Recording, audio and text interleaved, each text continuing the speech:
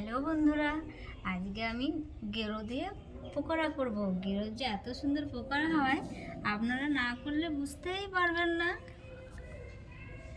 এই যে 4টে কাঁচা লঙ্কা নিচ্ছি, একটু ডাল ভিজানো আর আতপ চাল ভিজানো, এটা আমি বেটে নেব।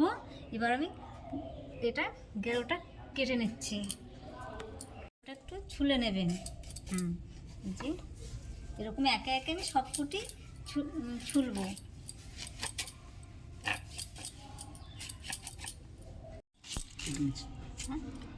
এইভাবে করে কুচিয়ে নেব একটু।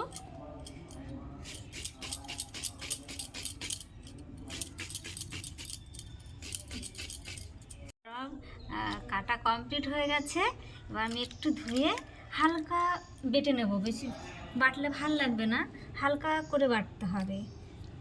হালকা করে একটু বেটে নিই।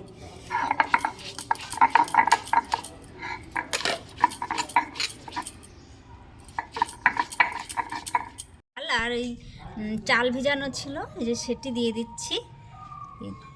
4টে লঙ্কা দিচ্ছি। একটু ঝাল ঝাল হলে খেতে ভাল লাগবে, যে যেমন ঝাল খাবেন সে সেরকম দেবেন।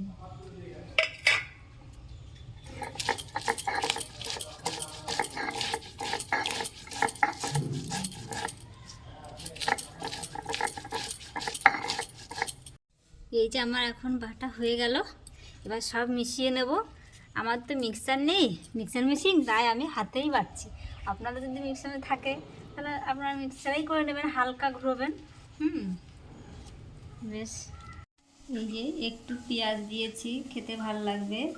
আমি পরিমাণ মতন দেব একটু হলুদ, একটু লবণ, ভাজা তো অল্প লবণ দিতে হবে।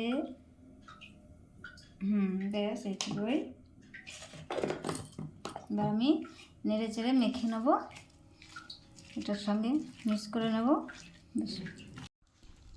হ্যাঁ, এখন আমার মিক্সড হয়ে গেল। আমি একে একে সব পকোড়াগুলো এইভাবে তেলে ছেড়ে দেবো।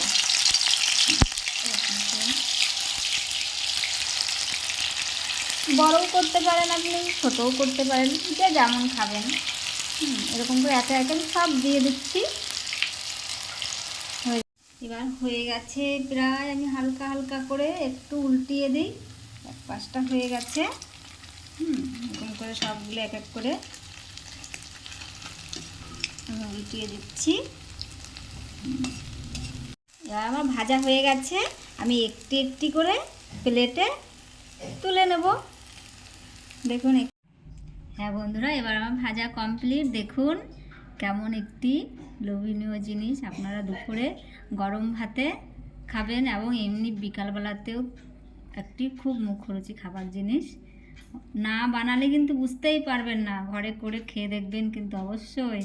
আর কেমন লাগলো কমেন্টে জানাবেন। ঠিক আছে, বাই বন্ধুরা।